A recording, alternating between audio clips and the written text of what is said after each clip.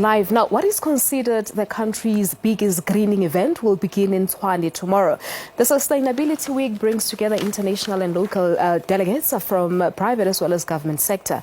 Exhibitors will also showcase their environmentally friendly products, and they will also discuss ways to do business while keeping the planet green. To tell us more about this initiative, I'm joined in our studios in Johannesburg by Gordon Brown. He's the managing director of Alive to Green projects, and he's also one of the organizers of the Sustainability Week. But I'm also joined by Msimanga. He is Tshwane Mayor. Good morning to you, gentlemen, and thank you so much for giving us your time here on Morning Live.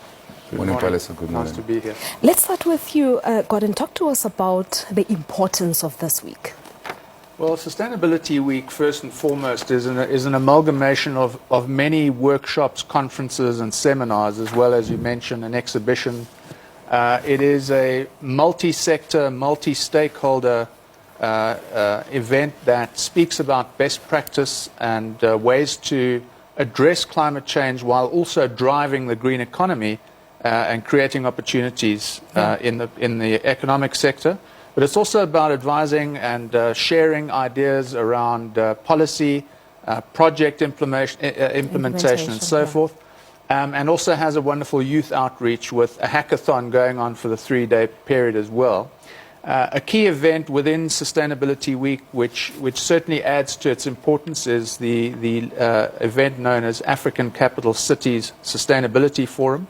That is an event hosted by Executive Mayor Msimanga and sees the invitation to African capital city mayors around the continent, and we'll be hosting in the region of 28 cities over the next 3 days.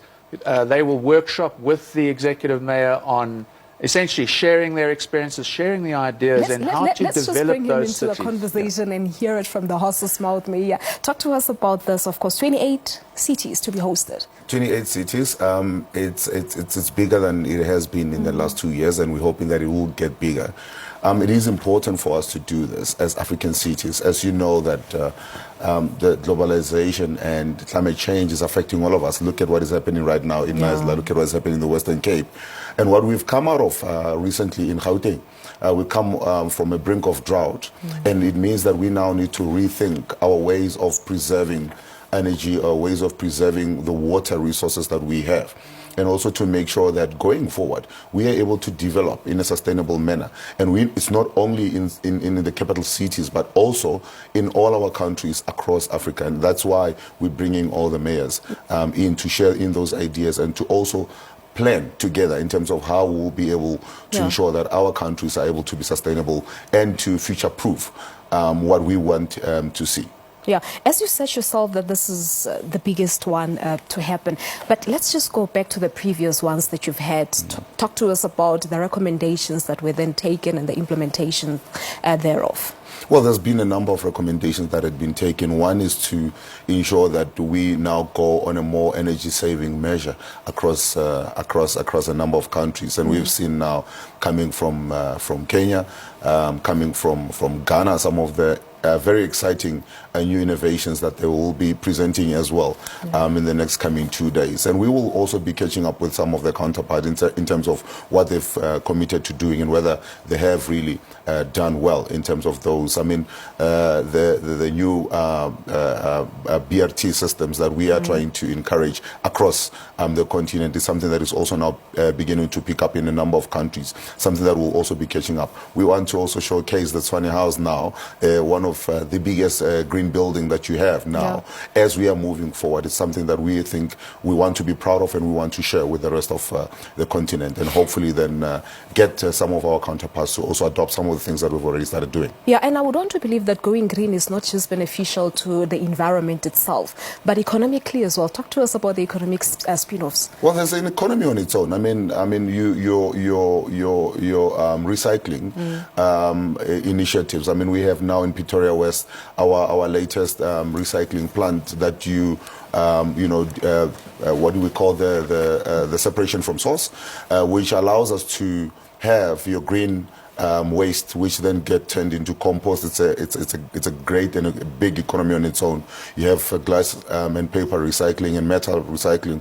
And we are now moving towards waste to energy, where we'll be, whatever it is that we will not be able to recycle, we will also be able to burn in order to generate electricity out of that in the near future. Something that we are also now going to be introducing in the next year or two, depending on the negotiations that are taking place. So that talks to job creation as well. That talks to a number of job creations, especially amongst the young people. If you look at the people that are now seriously involved in the recycling business, you find that it's young people. And we want to encourage young people to get into that. But we also now need to go into an education drive where we are teaching our people to separate that source. When you're throwing your rubbish in the bin, you know, to try and then separate that. There's money to be made out of that, as much as you will be working towards saving the environment. And like every morning when I drive to work, I see a whole lot of young people in the early hours of the morning going through into the deep suburbs of Johannesburg here trying to collect rubbish. So how do you go about assisting them? Like we said, this is a job on its own.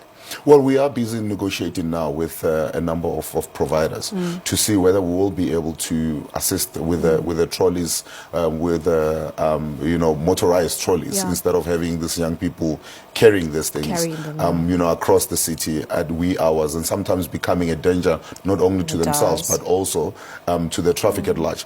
We are also trying to ensure that you have your collection points closer to where the suburbs are, so that you don't have people having to drive in the middle of town during peak hours, you know, trying to get to a buying point. All right. Now, Gordon, of course, it's a 3-day-long event, and there's so much that the week brings. Tell us more about the focus area of the program.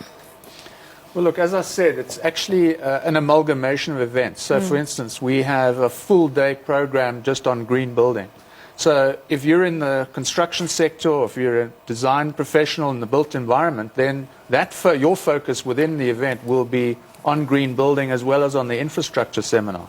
But we also have a session on food security, for example. So if you're in agriculture or linked in some way to the food supply chain, that will be the thing that you will tap into. So all the sectors are represented. Yes, and we've got energy, water, waste, transport, infrastructure I've mentioned, manufacturing, mining, etc. So it's a very diverse conversation, cross-cutting the sectors, but also cross-cutting at a stakeholder level. So you've got your government stakeholders, very important for us, local government stakeholders, private sector, and civil society. So how do they go about becoming part of this initiative in the week? Well, we've been driving an invitation to attend. Attendance has been free rated, so it's by invitation. Some of the seminars are already oversubscribed, but if anyone wishes to attend, they can log on to sustainabilityweek.co.za and simply follow the registration prompts. All right. No, we'll leave it at that, gentlemen. Thank you so much for coming through. I appreciate your time. Thank you very much. Thank you very much. Well, and unfortunately, that's it for today. Thank you so much for having watched Morning Live on this Monday morning. We'll see you bright and early on Tuesday morning. Until then, it's a goodbye. Leanne? All right, thanks very much, Palesa. Thank you again for watching. Apologies we didn't have the MEC in studio today, but we'll certainly get him in again this week. Thank you for watching. God bless you, and bye-bye.